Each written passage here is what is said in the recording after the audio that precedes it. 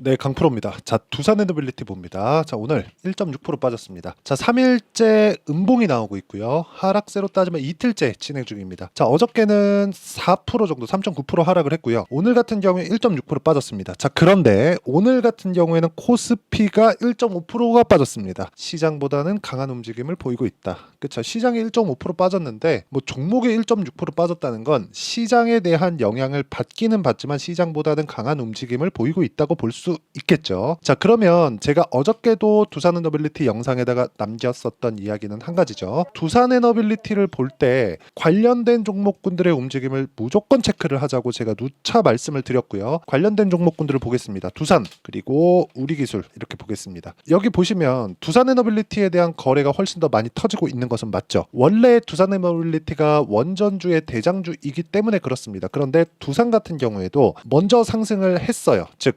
이쪽과 이쪽 우리기술 있잖아요. 이쪽이 대장주인 것은 맞습니다. 지금으로서는. 근데 두산이 치고 올라오면서 이 둘을 밀어 올리는 상황을 만들 겁니다. 당장에는 두산에너빌리티가 지금 고가 돌파 구간을 만들었어요. 근데 이 상황에서 두산에너빌리티가 원전과 SMR 두 가지 모두를 다 포함된 모멘텀을 다 가지고 있습니다. 우리기술도 이 모멘텀을 가지고 있지만 원래는요. 원전에 대한 앞으로 전망이나 성장 전망 이런 부분들이 발생하려면 두산에너빌리티의 강세가 선행되어야지만 주가가 올라갈 수 있다는 거죠. 근데 물량에 대한 부담으로 인해서 사전에 우리가 두산에너빌리티가 이렇게 급등한다고 알 수 있었던 부분은 그렇죠. 두산이 먼저 강세를 보였고 관련된 종목인 우리기술 같은 경우에 그렇죠. 이렇게 큰 폭의 강세를 보였기 때문입니다. 이런 상황이 나오는 건 지금 전기 부족 사태를 포함해서 그렇죠. 전기에 대한 수요 그리고 소모량 굉장히 높아지고 있어요. AI 때문에 그렇습니다. 전기차 시대 때도 이런 얘기가 있었지만 물론 뭐 앞으로 그 전기차 시대가 온다는 것은 아니지만 전기차가 지금 전기 부족 사태에 영향을 미치는 그렇게 큰 요인이 되지 않는다는 점. 이 부분은 개인적으로 주목할 만한 점이라고는 생각합니다. 이럴 때는 전기 부족 사태나 이런 부분에 대한 내용이 앞으로 나올 수도 있어 라고 이야기를 했지 그때 당시에 부족하다는 이야기가 나오지 않았거든요.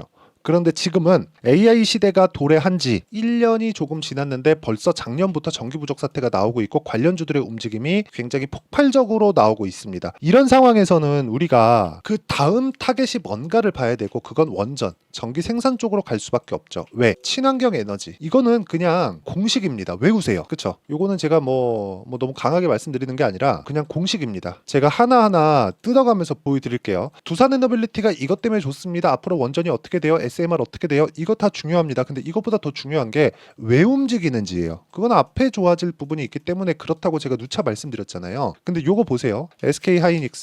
SK하이닉스가 이렇게 많이 올랐는데 이렇게 올라가는 과정에서 어떤 부분이 있었죠? 엔비디아가 먼저 올랐죠. 엔비디아가 올라가는 상황 딱 나오고 나서 HBM 부각시키고 SK하이닉스 갔죠.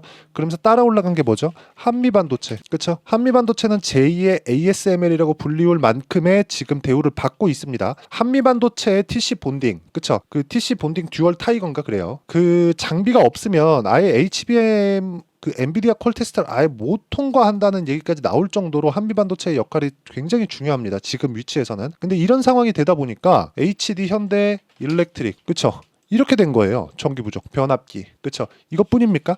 효성중공업, 그쵸? 이런 상황이 나오고 있는 겁니다. 효성중공업 엄청 강하죠? 오늘 시장 빠졌는데도 불구하고 효성중공업 1.3%밖에 안 빠졌습니다. 그쵸? 이렇게 연결돼서 가는데 결과적으로는 뭐예요? 무탄소, 탄소 배출을 줄일 수 있는 환경, 전기 부족 사태에서 전기 수요, 전기 공급 자체를 늘려야 될 상황이 왔는데 여기서 탄소 배출을 유지하거나 낮추면서, 그쵸? 대략 그 평균적으로 보면 2050년도에 탄소 중립을 다 만들겠다고 각국 정부에서 이야기를 하고 있잖아요. 대안이 없다는 거죠. 그럼 대안이 뭐예요? 두산에너빌리티. 그쵸? 그리고 뭐 뉴스케일 파워 이런 데입니다. 그쵸? 자, 두산에너빌리티의 피어는 어디예요? 뉴스케일 파워예요. 자, 이런 식으로 연관지어서 보는 겁니다. 근데 여기다가 딱 가격을 대입했을 때 어느 정도까지 내가 시세를 만들어낼 수 있는지 그 부분을 보겠습니다. 그게 중요하니까. 우리는 주식 왜 합니까? 돈 벌라고 하죠. 자, 보세요. 태성입니다. 뭡니까? 오늘 25% 상승해서 끝났죠. 근데 제가 시가의 공략이 들어갔죠. 근데 5월 24일 날 11%의 수익 구간을 만들어 놓고 오늘 또 25%. 이런 식의 상황을 지속적으로 만들어 간다는 겁니다. 그렇죠? 무조건 돌파하는 구간, 이때 공략하지 않으면 주식시장은 어려워질 수밖에 없다는 거고, 이런 부분에 대해서 꾸준하게 내가 추적 관찰을 할 수 있는 건 돌파하는 구간에 대해서 이해를 했기 때문에 그렇다. 자람 테크놀로지나 그런 종목 보겠습니다. 올라가는 구간에서 내가 뭘 만들어요? 매수 타점을 만들고, 그리고 나서 그쵸, 확인하고 매도를 하죠. 확인하는 과정이 필요하다. 그래서 어떤 식으로 확인하는지 제가 그 내용을 소통방에서 같이 공부를 해가고 있습니다. 내용 보시면 태성 아까 전에 보셨죠? 25%. 그리고 펌텍 코리아, 이거 뭐예요? 화장품. 그쵸? 여기 보세요. 펌텍 코리아. 자, 보세요. 오늘도 5% 신고가, 고가 돌파 구간 이렇게 만들어내죠. 자, 그리고 제가 여기 너무 급하게 매매를 하는지라 여기 소통방에다가 공유를 못한 종목이 있습니다. 자, 보세요. 선진 뷰티. 자, 내용 보시면 이거 제가 분봉으로 말씀드리도록 하겠습니다. 자, 내용 보시면 이런 식이에요. 어제 종가 매수, 오늘 시가 하락 쭉 갔다가 창 막판에 상승, 매도. 그쵸? 대략 10, 거의 한 5% 정도? 그 정도 수익에서 끝났습니다. 단타, 데이 트레이딩, 스캘핑. 자, 이런 부분도 돌파하는 구간에서 진행이 된다. 내가 올라가는 상황을 딱 보면서 1에서 2%, 3%, 4% 막 이런 식으로 먹기 위해서 하루 종일 매매를 하거나, 이거는 재능의 영역입니다. 전 이쪽으로 내가 한두 번 매매 오면 할 수 있는지 없는지 파악할 수 있을 거라고 생각합니다. 어느 정도의 지식을 가지신 분이라면. 하지만 내가 이걸 해봤는데도 불구하고 남들이 번다고, 그쵸? 정말 극소수의 이 단타를 잘하는 사람들이 있습니다. 그런 부분을 본다고 이거랑 똑같이 된다고 생각하지 마십시오. 하지만 종목군에 대한 변화는 없다. 단타도 이런 종목군에서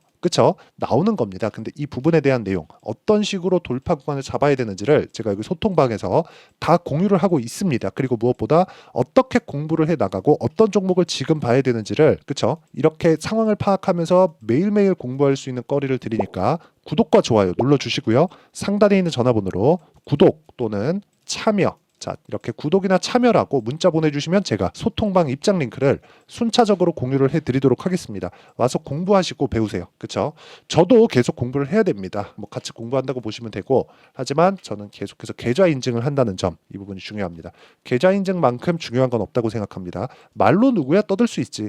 나 한 달 전에 이 얘기했는데 지금 가잖아? 이런 상황 만들지 말라는 거예요. 자, 그러면 제가 어떤 구간에서 공략을 했는지 이야기 드렸잖아요. 그쵸?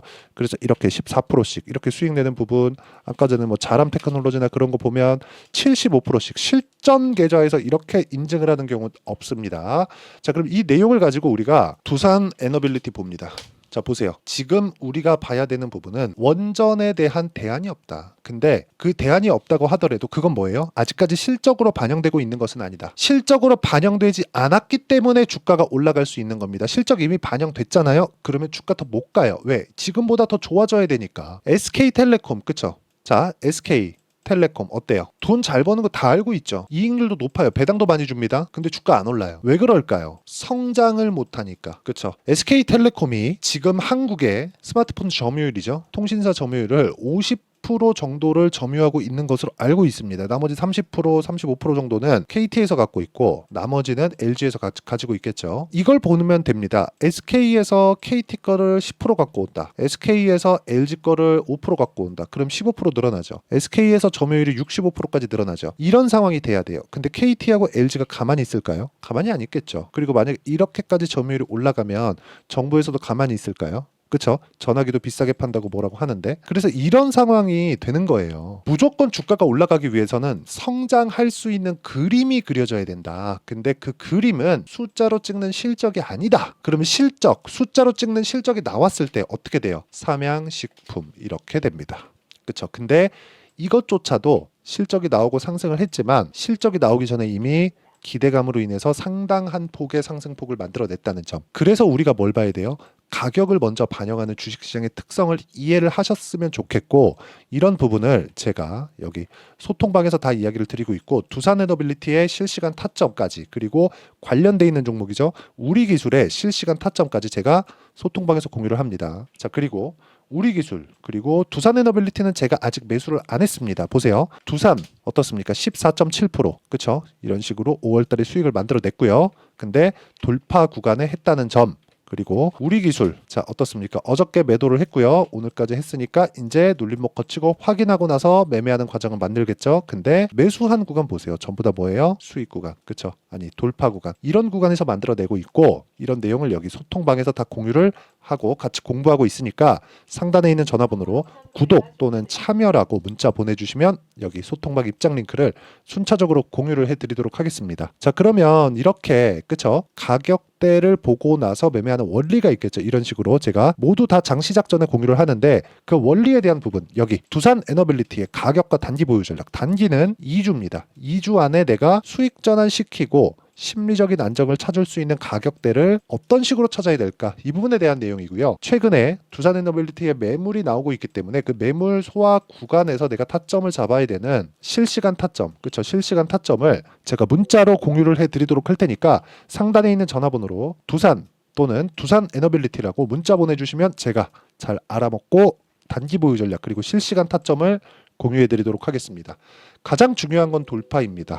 그리고 그 구간을 우리가 이해했을 때 나만의 수익 모델을 만들 수 있습니다. 그리고 이런 부분을 어떤 식으로 판단하고 어떤 관점에 의해서 내가 봐야 되는지를 제가 다 이해를 시켜드리도록 할 테니까 영상 끝까지 시청하시고요. 모든 분들이 성공 투자하셨으면 참 좋겠습니다. 자, 24년도가 돼도 여전히 시장은 녹록지 못합니다. 이런 상황이 벌어지는 건 어쩔 수 없습니다. 이런 상황에서도 수익이 나는 종목들의 구조는 변하지 않습니다. 즉 대시세 종목에 대한 구조는 변하지 않는다는 거고, 실제 제가 소통방에서 지속적으로 이야기를 드리고 있는 내용도 대시세 종목이나 시장 주도주를 공략하는 건 철저하게 가격 분석을 하라고 이야기를 드리고, 가격 분석 이후에는 이슈에 대한 파악, 그리고 이슈를 파악하고 나서는 다시 내가 얼마에 매수할지 그 타점에 대한 부분을 지속적으로 언급을 하고 있습니다. 자, 근데 생각해 보세요. 시장이 굉장히 어려웠습니다. 어려운 상황에서의 어떤 종목들이 강했냐 보면 반도체와 그리고 바이오입니다. 자, 실제 여기 보면요.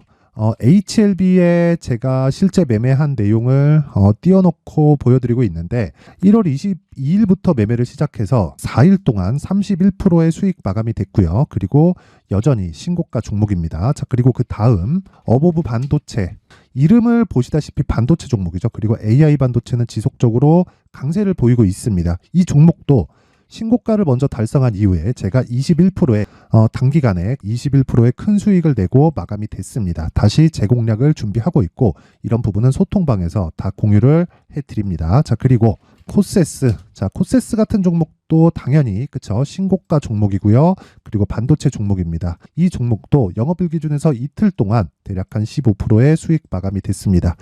내용을 한번 보시면 어떻습니까? HLB를 포함해서 뭐 30%, 20%, 뭐 15% 이런 식의 수익이 지속적으로 발생하고 있는데, 이 세 종목 모두 다 신고가 종목이고 1월 달에 시장이 약세를 보이고 있는 구간에서도 강했었던 그런 종목입니다. 특징점이 하나 있는데 그 이슈에 앞서서 가격이 먼저 반영했다는 거죠. 그렇게 제가 가격을 먼저 보고 이슈에 대해서 파악하는 이유는 결과적으로는 큰 시세를 먹기 위한 사전 준비 작업입니다. 실제로 큰 시세를 먹기 위해서 사전 준비 작업을 했을 때 여기 레인보우 로보틱스 127%, 그리고 ISC 98%, 그리고 한미반도체 97%의 큰 수익을 내는 상황을 만들 수 있습니다. 어떤 식으로 소통방에서 진행됐는지, 그쵸? 그 상황을 제가 이야기를 드린 건데, 이런 상황도요, 당연히 신고가를 공략했을 때 가능한 겁니다. 자, 그러면 이번에도 마찬가지입니다. 그쵸? 정부 주도의 코리아 디스카운트 해소 방안이 2월 달에 발표를 하고요. 그리고 2월 달에 발표된 내용을 토대로 주가가 움직이는 게 아니라